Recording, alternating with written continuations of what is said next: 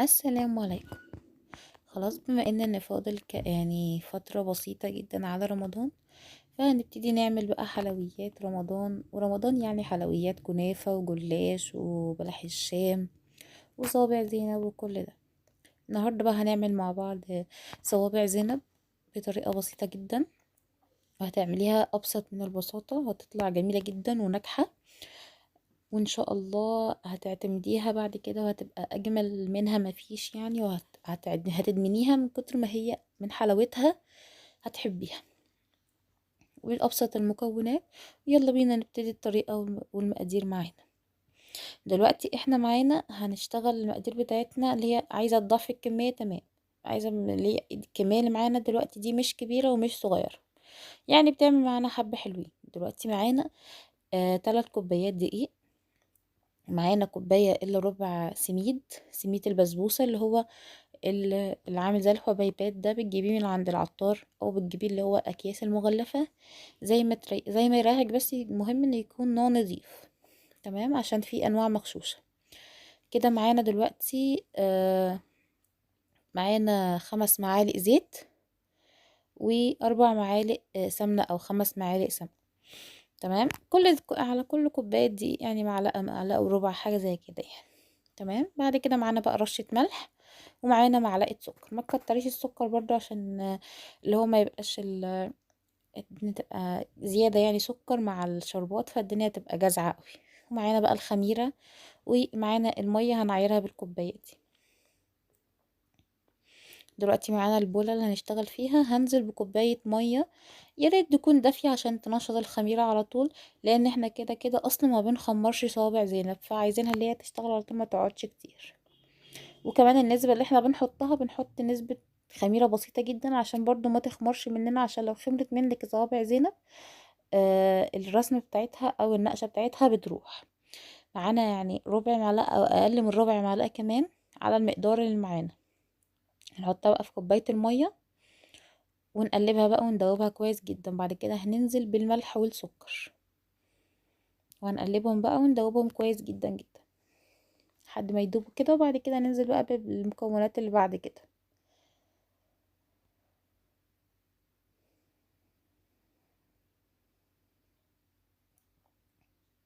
هنزل بقى بكمية الدقيق اللي معايا كلها، وبعد كده هنزل بكمية السميد.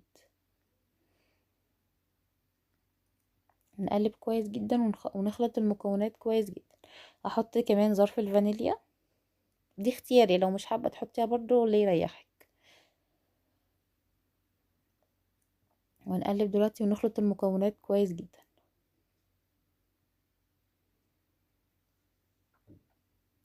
هنخلط كويس جدا عشان المكونات تندمج وتختلط كويس جدا زي العجينة بالظبط، بس ما تعجنيش فيها كتير عشان برضو ما تربيش عرق جامد وتنشف منك وانتي بتسويها. دلوقتي زي ما انتوا شايفين كده انا كنت بنزل كمية المية ببسيط بسيط، بس حاولي ان انتي ما تكتريش كمية المية، لان انا كمية المية زادت مني فاحتجت ان انا ازود معلقة معلقتين دقيق. فده ممكن برضو لو انتي مش معايرة المقادير كويس ممكن ينشف منك صوابع زينب. فانتي نزودي نسبة المية من الأول بنسبة بسيطة، وتنزليها حبة حبة لحد ما ننزل بالكمية المظبوطة. وبعد كده لو زدت منك نزود حاجة بسيطة، انما ما نزودش كمية كبيرة، لان لو حد زودها كمية كبيرة ممكن الصوابع زينب تنشف منه، تمام. زي ما انتم شايفين كده احنا حطينا الزيت والسمنة، ممكن تحطيهم في الاول مع المكونات السايلة مش هيبقى فيها اي مشكلة، وممكن تحطيها في الاخر برضه مفيش اي مشكلة، مش هيجرى اي حاجة. هنقلبها كويس جدا. انا كنت بقلبها بالسباتيولا عشان اعجنها يعني، فلقيت ان السمنه كانت جامده شويه فما كانتش بتدوب، فانا همسكها بايدي دلوقتي وهعجنها. انتي بقى لما تيجي تعجني لو عجنتي بايدك هتحسي بملمس العجينه. لو ناشف بقى ممكن يحتاج مثلا تحطي له ميه. لو طري خالص ممكن نحط له دقيق عشان نوصل للنتيجه اللي احنا عايزينها. زي ما انتم شايفين كده انا زودت ميه زياده، وده برضو يعني غلطه مني انا. فايه، حاولي ان انت ما تزوديش ميه زياده، حطي الميه تدريجي بنسبه بسيطه احسن من ان انت تزودي ميه زياده وتحتاجي دقيق بعد كده، تمام. انا احتجت دقيق زياده، يعني دي معلقه، انا قلت احط معلقه، ما كترش برضو عشان ما ازودش كميه دقيق مره واحده. وفي الاخر ما يتلمش مني على طول. تمام. زي ما انتم شايفين كده هتعملي لما تيجي تعجني تعجني بالايد، الايد اللي انت بتعجني بيها دايما مش هتعرفي تعايني بيها او تعرفي بيها العجينه اللي هي مظبوطه ولا لا. هتمسكي بايدك التانية اللي هي الناشفه ما فيهاش اي حاجه، لو لقيتيها لزقت يبقى هي كده محتاجه دقيق، لو ما لقيتهاش لزقت يبقى كده خلاص العجينه تمام وزي الفل ما فيهاش اي مشكله. زي ما انت شايف ايه الى حد ما بدات اللي هي ما تلزقش، فهبدأ اكمل بقية المعلقة كده. لحد دلوقتي انا حطيت معلقتين بس، والعجينة زي الفل ما فيهاش اي مشكلة واتظبطت معايا وبقت جميلة جدا. تمام اهي ما بتلزقش نهائي خالص. دلوقتي بقى هنسيبها ترتاح 10 دقايق، ما تخمريهاش، احنا عايزينها ترتاح بس عشان ما تفرش مننا، او ما الرسمه بتاعتنا ما تروحش لما تيجي ان احنا نشكلها ونحطها في الزيت. لو سبتيها تخمر الرسمه بتاعتها اللي احنا هنعملها هتروح خالص منك ومش هتبان لها معالم اصلا. تمام. دلوقتي معانا العجينه هنقسمها. ما شاء الله كميه العجينه دي بتعمل معاكي يعني حبه حلو، ممكن تخشلك في الكيلو كمان، يعني ما شاء الله بترمي حلو. جبت حبة عجين، رشة عجين رشة معلش دقيق، رشة صغننة خالص، رشيتها بس عشان اعرف اتحكم في العجينة لانها طرية. تمام. وبعد كده قسمتها على حسب الحجم اللي احنا عايزينه، عايزينها صغننة صغيرة خالص يعني اللي هي تبقى يعني قد اقل من عقلة الصباع شوية كمان كده يبقى جميلة. عايزينها طويلة برضو دي حلوة قوي، دي بتحكمكم انتوا. تمام. انتوا اللي تقدروا تتحكموا في الحجم وفي السمك. تمام. بس يفضل ما نتخنهاش قوي عشان لما بتيجي تتحط في الزيت بتنفش حاجة بسيطة اللي هي يعني الخمر بتاعها بتخمره في الزيت لما بتيجي تتحمر. فعشان ما تخمرش مننا بنسبة عالية قوي وتبقى اللي هي يعني آه اللي هي تكبر قوي تتخن قوي في الزيت، ما تخليش الحجم كبير. يعني هتشوف الحجم اللي انا هعمله دلوقتي ده حلو جدا وطلع معايا الحجم كويس جدا جدا كمان يعني انا الحجم اللي انا كنت مقطعاه ده يعتبر كبير، انا صغرته اكتر من كده كمان. يعني قطعت مثلا عملت الرولات، كل رول قطعته 3 في الاول، رحت مقطعاه كمان 2 كمان، يعني خليت الحجم الكورة يعني قد الليمونية الصغننة خالص، مش الليمونية الكبيرة لا الليمونية الصغننة. زي ما انت شايفين كده ده حجم الكورة. هعملها الاول هدمجها او هلفها في ايدي كويس جدا عشان تروح الخمر اللي فيها لو هي اختمرت. وبعد كده نعملها زي الصوابع كده. وبعد كده احنا عندنا ممكن نستخدم بصمة الكحك، ممكن نستخدم مثلا الشبكة بتاعة التحمير، او ممكن نستخدم الشوكة، ايا كان ممكن نقدر نستخدمه عادي ما فيهاش اي مشكلة.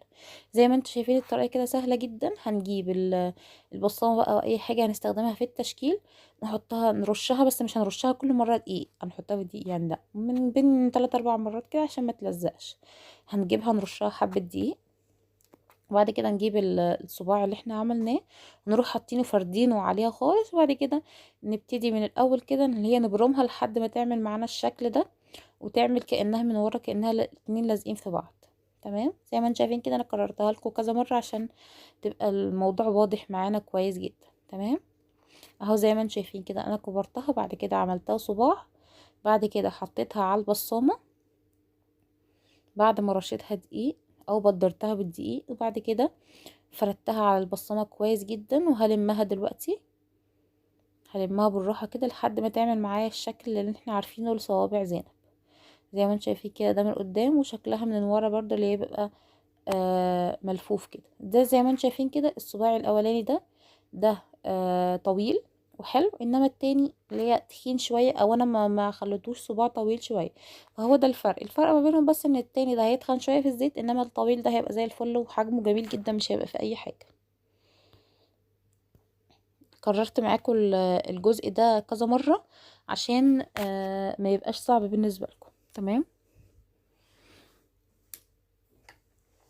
زي ما خلصنا الكمية كده احنا نخلص كمية كمية، ما نعملش الكمية كلها مرة واحدة عشان ما تخمرش مننا واللي هي ايه تكبر في الزيت. لا هنعمل دلوقتي كل كمية هنعمل مثلا 10 20 يعني من 15 ل20 صباع، وبعد كده نجيب الزيت هنحطه على النار يكون غزير، مش غزير قوي برضو اللي هو ايه يكون كتير قوي يعني لا.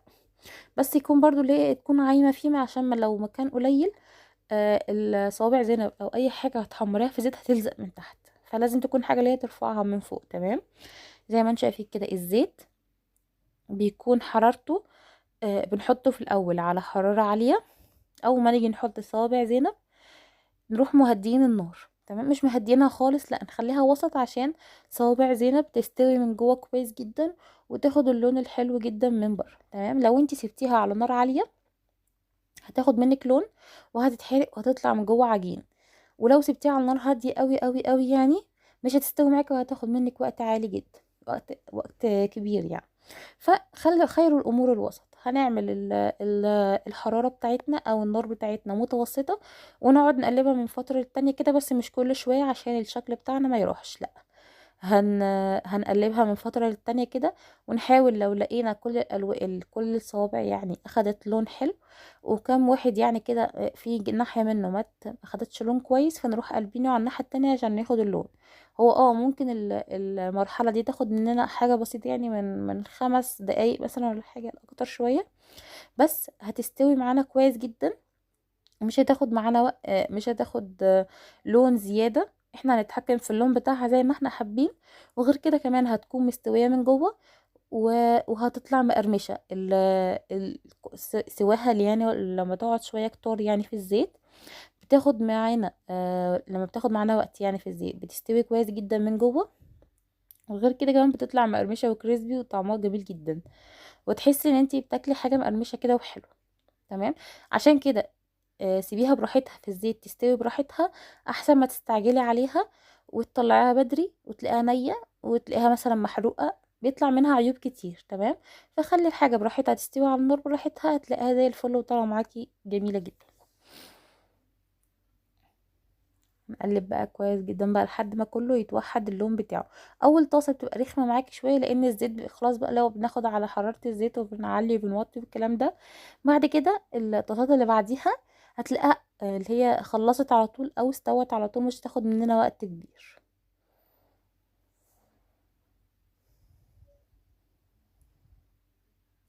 زي ما انتم شايفين كده قلبناها يعني ما قلبتهاش كتير يعتبر، بس برضو ليه ايدي فيها مش سايباها.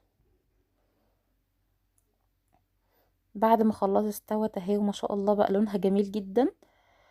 حاولي تديها لون اغمق سنه من اللون الطبيعي، لانها كده كده اصلا بتفتح بعد ما بتحطيها في الشربات شويه، واللي لونها بتفتح درجه يعني. فانت شايفه ما شاء الله اللهم بارك اللون جميل جدا واللون ذهبي قوي، فما شاء الله حلو جدا. بعد ما تخلصيها عايزاها تشرب شربات كتير او تكون مليانه شربات، حطيها في الشربات على طول اول ما تطلع من الزيت. طب لو انت مش حابه اللي هي تكون مليانه شربات جدا هتسيبيها شويه تبرد بعد كده، او ليه دي اقل من دقيقه وبعد كده تروح حطها في الشربات.